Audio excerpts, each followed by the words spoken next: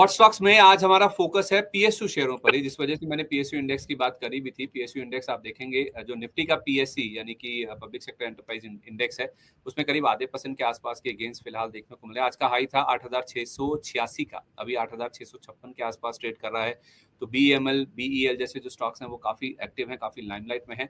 तो आज हमारा फोकस जो है वो पीएसयू स्टॉक्स पर ही है। ये जो 20 शेयरों वाला निफ्टी पीएससी इंडेक्स है वो इस साल अगर आप देखेंगे तो ऑलमोस्ट 10% के आसपास का करेक्शन दिखा चुका है, यानी कि almost on the verge of entering correction zone इस साल की जहां तक बात है। वैसे तो हाई से हम देखते हैं कोई भी करेक्शन या फिर बेयर जोन अगर होता है तो हाई से हम कंपेयर करते हैं। और इस दौरान ये 10 पीएसयू शेयर्स हैं इस 20 शेयरों वाले इंडेक्स में, उसमें 25 से 41% तक के जो फॉल है वो हमने 10 शेयरों में बनते हुए दिखे हैं। और इन्हीं 10 शेयरों के ऊपर आज हम फोकस करेंगे भी।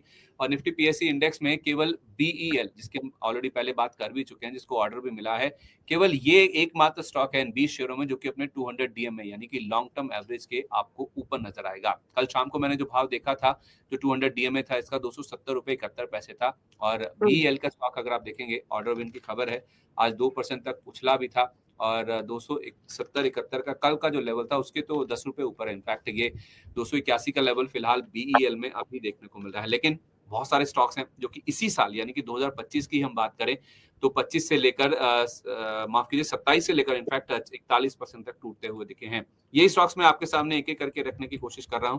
क्या इतनी बड़ी गिरावट के बाद जो इसी साल हो चुकी है, इन स्टॉक्स के अब जो लेवल्स हैं, जो चार्ट्स हैं, वो क्या इंडिकेट कर रहे हैं, क्या इनमें बाइंग इंटरेस्ट देखने को मिल सकता है। इसमें पहला नाम और जो सबसे ज्यादा गिरा है स्टॉक वो है KIOCL का, 41%। इसमें इस साल ही अगर आप देखेंगे 2025 में जो 2-2.5 महीने हमने बिताए हैं उसमें इतना फॉल स्टॉक में देखने को मिला है, क्योंकि जो जनवरी फरवरी में मिड कैप स्मॉल कैप में जो फॉल था वो काफी तीव्र था। वैसे तो एफआईएस की बिकवाली अक्टूबर से चल रही है, हमारे मार्केट्स भी सितंबर में हाई लगाने के बाद से करेक्ट हो रहे हैं, लेकिन मिड कैप स्मॉल कैप में ये जो 2025 के पहले 2 महीने थे, जनवरी फरवरी, वो काफी ज्यादा नुकसानदायक थे, जिस वजह से हम देख रहे हैं कि कई सारे स्टॉक्स ऐसे हैं जिनमें गिरावट बहुत ज्यादा हो चुकी है अपने हाई लेवल से।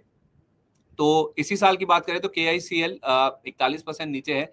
इसके चार्ट फॉर्मेशन किस तरह के हैं, कुछ बाइंग इंटरेस्ट दिखता है इसमें?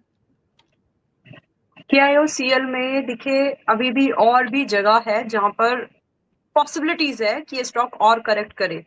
तो आई थिंक वन कैन, हालांकि प्रोवाइडिंग दैट अगर आप इसको बात करेंगे तो ये अपने पुराने सपोर्ट के पास है, और ये सपोर्ट इसका जो कोविड वाला जो सपोर्ट था मार्च 20 का, वो सपोर्ट रेंज है। और दूसरा एक सपोर्ट जो बना है इस स्टॉक के लिए अप्रैल 23 का एक सपोर्ट ट्रेंड लाइन है, जो कि इस मंथ के आज हम बात कर रहे हैं तो कहीं ना कहीं उसके नीचे ये स्टॉक अभी ट्रेड कर रहा है।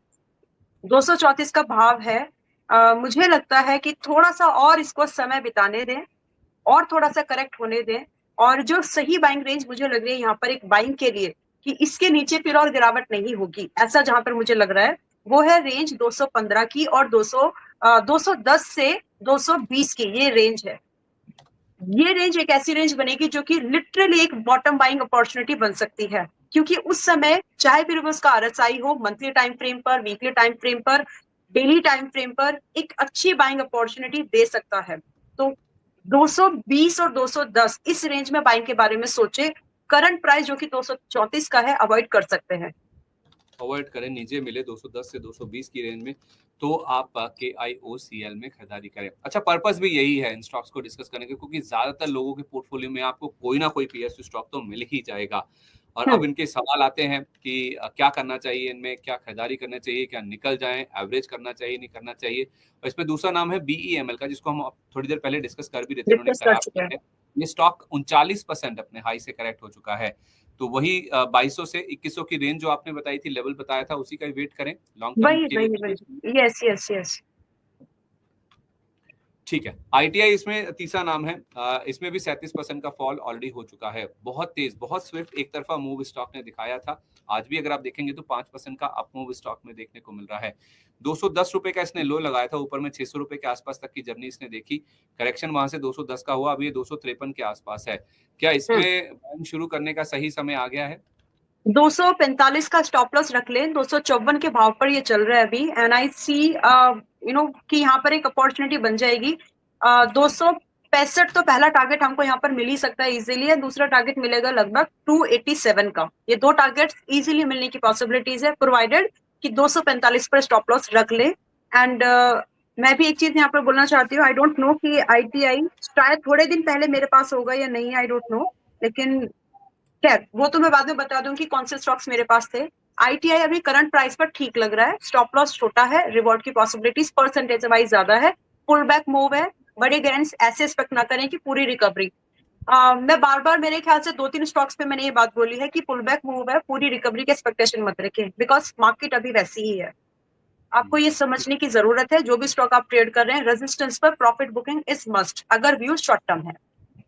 इसी ये बातचीत करते हुए ना स्टॉक्स देखते देखते ही MTNL का स्टॉक सामने आ गया। ये भी एक PSU नाम ही है। 15% का मूव स्टॉक में आज देखने को मिल रहा है। 102 रुपए तक का 102 रुपए तक का इसमें मूव हमने देखा था। उसके बाद करेक्शन हुआ, करेक्शन आ गया था 31 रुपए तक स्टॉक को नीचे लेकर। अभी ये 50 रुपए के आसपास ट्रेड कर रहा है। आज का जो मूव है उसको आप कैसे रीड कर रही हैं? ये क्या कुछ जिनके पास रखा है लोअर लेवल्स का वो प्रॉफिट बुक कर लें या फिर इसमें एवरेज कर सकते हैं, खरीदारी कर सकते हैं, बड़े मूव की तैयारी कर? ये एवरेज करने लायक है, क्योंकि हो सकता है कि जो भी डेवलपमेंट्स हो रहे हैं हमारे टेलीकॉम सेक्टर में, उसके लिए ये एक अच्छी अपॉर्चुनिटी हो सकती है कि स्टॉक में हो जाए। और रही बात इसके लेवल वाइज, तो करंट लेवल जो 4950 के आसपास है, it's a buying opportunity. Long term में हो सकता है कि ये एक अच्छी बाइंग अपॉर्चुनिटी आपको दे। गिरावट और कहां तक हो सकती है, तो उसका स्टॉप लॉस जो है वो डिफाइन हो चुका है। आई डोंट सी कि वापस से अभी 40 बहुत जल्द आएगा without hitting the target of 57। मैंने बोला है, रिपीट कर रही हूँ, अभी 49 के पास चल रहा है। 40 आने से पहले ये हाई चांसेस है कि पहले 57 का एक टारगेट हिट कर दे, क्योंकि वो फॉर्मेशंस दिख रहे हैं, वैल्यूएशन दिख रही है, RSI टेक्निकल ये सब चीजें इंडिकेट कर रहे हैं, और साथ में जो वैल्यूएशन है जो इसकी सेक्टर की कंपैरिजन में ये कम ही है अभी। तो बाइंग अपॉर्चुनिटी ढूंढे। करंट प्राइस 49 के आसपास है, लग रहा है कि यहाँ से बाइंग की एक अपॉर्चुनिटी बन जाएगी। स्टॉप लॉस स्ट्रिक्ट 40, टारगेट पहला 57, एक ही टारगेट में यहाँ पर फिलहाल देखते हैं। तो आप कह रहे हैं कि ये जो अपमूव है स्टॉक को 57 तक लेके जा सकता है, उसके करेक्ट। बाद 40 भी पॉसिबल है या 40 का स्टॉप लॉस लगा लें? 40 इज स्टॉप लॉस। ठीक है, तो इस मूव में ये 57 रुपए तक जा सकता है। अगर आप 40 रुपए का स्टॉप लॉस लगा के 57 रुपए तक के टारगेट के लिए खेल सकते हैं, इतना रिस्क ले सकते हैं, आपको रिवॉर्ड सही लग रहा है, तो आप जरूर इसमें पोजीशन बना सकते हैं। तो 57 रुपए का टारगेट है, 40 रुपए का MTNL का स्टॉप लॉस है। वापस आते हैं स्टॉक्स पर। ITI हमने डिस्कस किया था। अगला नाम है इरडा का। ये तो मैम कईयों के पोर्टफोलियो में है। 32 वाला 310 होकर आया ये स्टॉक। 34% अपने हाई लेवल से ये स्टॉक अभी भी नीचे है। तो इरडा में जो मूव हम देख रहे हैं, आज भले ही आधा % नीचे है, 140 के आसपास है। 310 वाला 140 पे खड़ा है मैम। 121 का लो बनाने के बाद थोड़ा सा तो ऊपर आया है, लेकिन बहुत सारे लोग हैं जिनके पास 160, 80, 200, 220 के भी रखे हुए हैं। कईयों के पास तो 300 का भी रखा हुआ है। इनफैक्ट क्या करना चाहिए उनको? इस साल ही देखें तो ये 34% फॉल आ चुका है इसमें।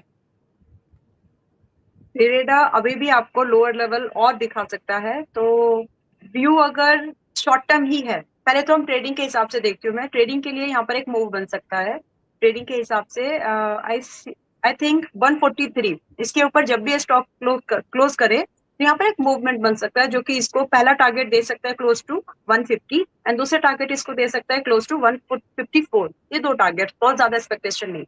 एंड इस कंडीशन में जो स्टॉप लॉस हमारा यहाँ पर रहेगा, वो स्टॉप लॉस बनता है 138 का। This is for trading.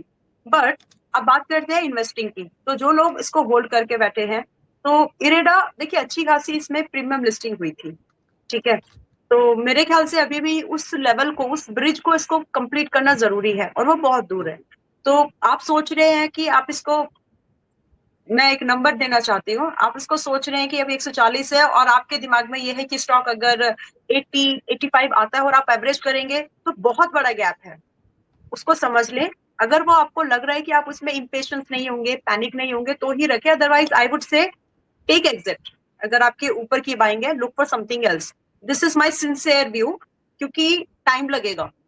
Premium listing थी, निकल जाना चाहिए हमको। निकल जाना चाहिए। अगर 300 की बाइंग वाला कोई अभी भी होल्ड करके बैठा है, तो आपका लेवल आते आते इसको 2 साल लगेंगे। ओके, अगर लंबी अवधि के आप निवेशक हैं, ऊपर में लेकर बैठे हैं इरेडा का शेयर, तो आप निकल जाइए, क्योंकि आपके लेवल आने में, ऊपर के जो लेवल्स आने में काफी समय लग सकता है। तो 1, 1.5, 2 साल भी लग सकते हैं उसमें।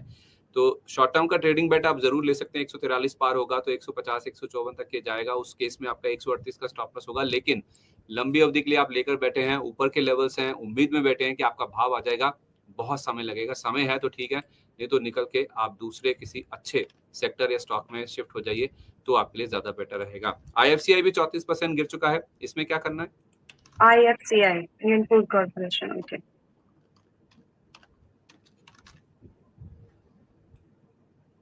महंगा है IFCI, ओके। अभी भी महंगा है ये NBFC अपने सेक्टर के कंपैरिजन में। देखिए सेक्टर का PE 14.2 है और इसका PE है 143.87।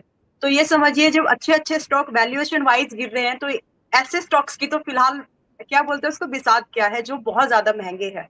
तो उनमें तो पिटाई पहले होनी है और लंबे समय तक होनी है। मैंने जैसे शुरुआत में ही बोला, जब मार्केट रिकवर होगी तो जो सबसे अच्छा है वो पहले भागेगा, और जो ऑलरेडी बाद महंगे हैं उनको बाद में मौका मिलेगा। फिर वो होगा कि चलो सब जा रहे तो मैं भी चल लूं, it's gonna be like that. अभी के लिए इट्स महंगा तो आई थिंक अवॉइड करिए, फिलहाल लेवल पे बाइंग मत करें, महंगा है। और इस महंगे में अगर आप खरीदेंगे तो आपको और तकलीफ होगी इसमें। और बाइंग कितने की है मुझे नहीं, शायद ही किसी की बाइंग अगर आपकी है ऊपर के लेवल पर, आई वुड से शॉर्ट टर्म में आप सोच रहे हैं आपकी बाइंग 70 की है, 80 की है, और वो लेवल आपको जल्दी मिल जाएगा। Similar to IREDA, it will take time. ये स्टॉक मोमेंटम में बढ़े थे, एक होप में बढ़े थे, एक एक्सपेक्टेशन में बढ़े थे, मार्केट के बुल रन में बढ़े थे। I must say mother of bull run की जो फेज थी उसमें बढ़े थे। तो वहां पर वो मूवमेंट वापस आना टाइम लगता है उस चीज के लिए, एंड वो टाइम अभी तो नहीं है। ठीक है। अच्छा, इस लिस्ट में ना मैम 3 नाम ना रेलवे पैक के भी हैं। अभी तक आप देखें जो स्टॉक्स हमने डिस्कस किए वो रेलवे पैक का कोई भी नाम इसमें नहीं था। BEML जरूर थोड़ा रेलवे के लिए काम करते हैं, लेकिन इरकॉन, राइट्स, ये कुछ स्टॉक्स हैं, और 2 स्टॉक है, माफ कीजिए, इरकॉन और राइट्स, जो कि रेलवे पैक से हैं। इन स्टॉक्स में भी 27 से 33% का फॉल हमने इसी साल बनता हुआ देखा है। तो ये जो रेलवे वाले दोनों स्टॉक्स हैं जो बहुत ज्यादा गिर चुके हैं, पिटे हुए हैं, क्या इनमें कोई मौका है या इनमें भी दूरी रहना है? इरकॉन मेरी स्क्रीन पर अभी है, एंड इरकॉन अगर हम देखेंगे तो sector wise is kind of जो इंडस्ट्री है उसी लेवल पर है, बहुत ज्यादा डिफरेंस नहीं है। बट आई थिंक यहाँ पर एक ट्रेड अपॉर्चुनिटी इरकॉन में तो बनती है, जो कि जाएगी आपका 100 दूर है, लेकिन वो अभी टाइम लगेगा उस लेवल को आने के लिए भी, जो कि बनती है आपका 155 के ऊपर, जो कि अगर हम देखें लेवल वाइज तो इसी वीक का कह ले या फिर पिछले वीक का कह ले, एक ओपनिंग या फिर क्लोजिंग रेंज आप उसको बोल सकते हैं। तो 155 के ऊपर जब तक ये 155 के नीचे इट इज बेयरिश, 155 के ऊपर क्लोज करता है तो it is kind of a pull back movement that can be traded. तो वो क्लैरिटी के लिए वेट करें, क्योंकि अभी भी स्टॉक में और हो सकता है कि गिरावट आए। बाय 155 के ऊपर ही करना है। बहुत स्ट्रिक्टली मेरी बात क्लियरली बता रही हूँ, एक्सप्लेन किया है मैंने अच्छे से उसको। और जो टारगेट होंगे वो 176 very first target that we can see. दूसरा टारगेट जो हमको मिल सकता है वो लगभग 195 का। ये 2 टारगेट्स मिल सकते हैं इररेस्पेक्टिव ऑफ कि आपकी बाइंग कितने की थी। क्योंकि अगर आपकी बाइंग 300 250 इतने लेवल की है तो आपको you can not stretch the price. जितनी उसकी पॉसिबिलिटीज है उतना इलास्टिक होगा, उतना ही जा सकता है। इससे ज्यादा करेंगे तो वो टूट जाएगा। एंड मुझे लगता है कि ये जो जिस लेवल पर मैं आपको बोल रही हूँ 255 के ऊपर, सॉरी मैंने 155 बोलना है, 155 के ऊपर ये करंट 155 से वो टारगेट जो मैंने आपको बोला है 205 सेकंड टारगेट, वो लगभग 30% 29% है। तो अगर आप उस ट्रेड में आ भी रहे हैं, मैं इसलिए एक्सप्लेन कर रही हूँ, अगर आप उस ट्रेड में आ भी रहे हैं तो 30% समझ लें। अगर वो 30% आपको अच्छा नहीं लगा तो बाकी जो लोग हैं उनको अच्छा लगेगा, because that is a very significant number that can be considered.